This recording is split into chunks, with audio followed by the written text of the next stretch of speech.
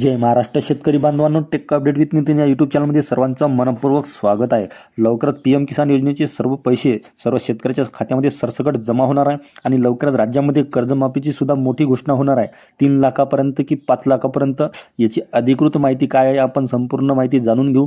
पीक विम्यासंदर्भात सुद्धा फार मोठी अपडेट आली आहे. आतापर्यंत आपण 1 रुपयामध्ये पीक विमाचा लाभ घेत होता, त्या संदर्भात सुद्धा माहिती आहे, तेव्हा आपण व्हिडिओ शेवटपर्यंत नक्की बघावा. तर शेतकरी बांधवांनो, फेब्रुवारी महिन्यामध्ये PM किसान योजनेचा हप्ता नरेंद्र मोदी यांनी बिहारच्या भूमीतून दिला होता. आता तसेच त्याच पार्श्वभूमीवर पुन्हा एकदा बिहारमध्ये निवडणुका लागल्या असून बिहारच्या प्रचार सभेदरम्यानच देशाचे पंतप्रधान नरेंद्र मोदी हे PM किसान योजनेचा हप्ता जो आहे लवकरच सर्व शेतकऱ्याच्या खात्यामध्ये वितरित करतील अशी माहिती पुढे आली आहे. बिहारमध्ये होऊ घातलेल्या निवडणुकीच्या प्रचारादरम्यानच हे जे काही पैसे आहे ते संपूर्ण पैसे सर्व सरसकट शेतकऱ्याच्या खात्यामध्ये जमा होणार आहे.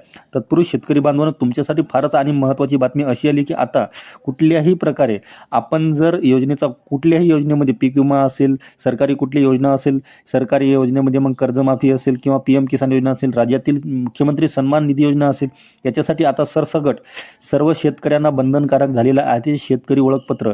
आता जर आपल्याकडे फार्मर ID अर्थातच शेतकरी ओळखपत्र जर नसेल तर आपल्याला येणारा जो PM किसानचा हप्ता आहे तो विसरून जा, आपल्याला आपल्या खात्यात तो येणारच नाही आहे. त्यासाठी सर्वात आधी महत्त्वाचं आपल्याला करायचं काम आहे तो म्हणजे की आपल्याला जर आत्तापर्यंत आपण पीक विमा किंवा कुठल्या योजनेसंदर्भात जर समजा इथं योजनेचा लाभ घेत असाल, PM किसान योजनेचा लाभ घेत असाल, तर इथून पुढे आपल्याला कुठल्या योजनेचा लाभ मिळणार नाही जर आपल्याला इथं आपण सर्वात आधी इथं शेतकरी ओळखपत्र जर काढले नसेल.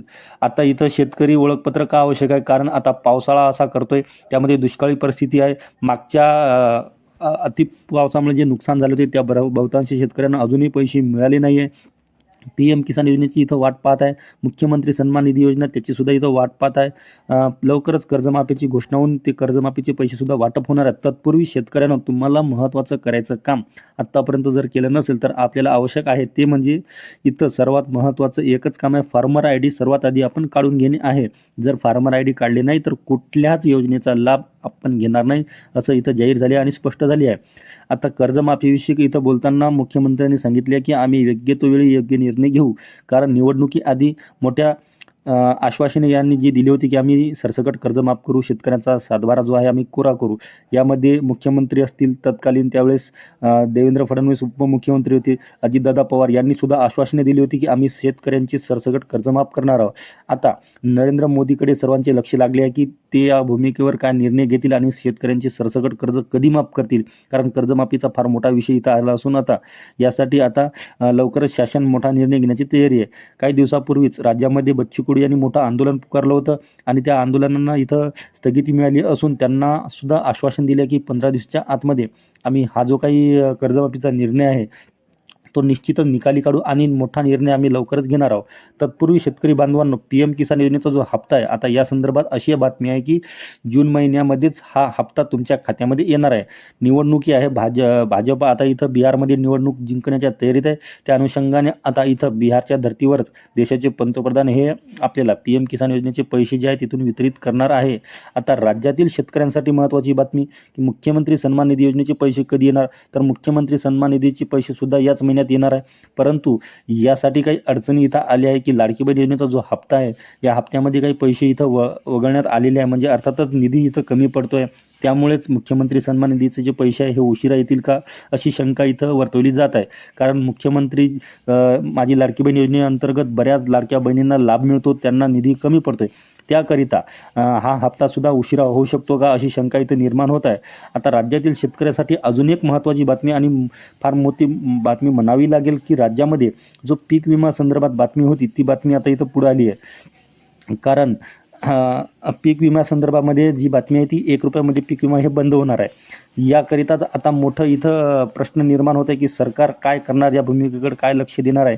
कारण दरवर्षी पीक विम्यामध्ये 1 रुपयामध्ये सर्व शेतकरी, सामान्य शेतकरी, छोटा शेतकरी असेल, अल्पभूधारक शेतकरी असेल ते 1 रुपयामध्ये पीक विमा भरत होते. परंतु सध्या तरी 1 रुपयामध्ये पीक विमा योजना जी आहे ती पूर्णतः बंद झाली आहे अशी जाहीर करण्यात आले आहे. इथून पुढे आपल्याला सोयाबीन, कापूस, तूर, मूग जे काही इथे आपले जे काही पिकं आहेत त्याकरिता आपल्याला 1000 ते 1200 किंवा 2000पर्यंत इथं पैसे भरावे लागतील तरच आपल्याला पीक विमाचा इथं लाभ घेता येणार आहे, अन्यथा आपण लाभ घेऊ शकणार नाही आहे. 1 रुपयामध्ये पीक विमा ही पूर्णतः योजना बंद झाली आहे. आता हे बघा, आता सरकार आल्यावर पूर्ण कर्जमाफी माफ करणार असं जाहीरपणे त्यावेळेस देवेंद्र फडणवीस आम्ही आपल्या प्रचार सभेमध्ये सांगितलं होतं. हे त्यांचं चित्र आहे, त्यांची इमेज आहे, आम्ही स्वतः बनवलेलं नाही आहे. शेतकऱ्यांचं 3 लाखाचं कर्ज सरसकट माफ करू असं त्यावेळी त्यांनी मोठ्या आश्वासनाने सांगितलं होतं. त्यांनी ती घोषणासुद्धा केली होती.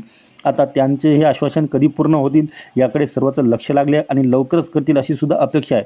कारण त्यांनी जे आंदोलन चाललं होतं बच्चू कडू यांचं, त्या आंदोलनाला त्यांना स्थगित करून त्यांना पुन्हा एकदा आश्वासन दिले की आम्ही 15 दिवसाच्या आतमध्ये एक समिती नेमू आणि नंतरच मोठा निर्णय घेऊ आणि शेतकऱ्यांचं सरसकट कर्ज माफ करू.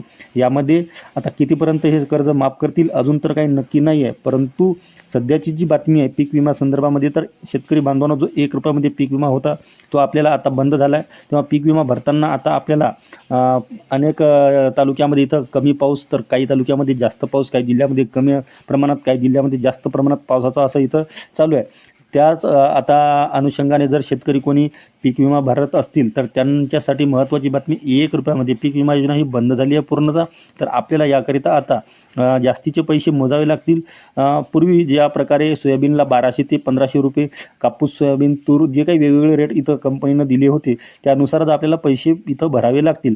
आणि सर्वात महत्त्वाचं म्हणजे विमा भरल्याच्या नंतर विमा प्रतिनिधी आपल्या शेतात येतील, क्लेम करतील आणि किती प्रमाणात आपलं नुकसान झालं आहे या सर्व काही बाबी तपासून ते पुन्हा कंपनीला तिकडं सादर करतील. त्यानंतर आपला जो पीक विमा आहे हा मंजूर होईल आणि त्याचे पैसे नंतर मिळतील.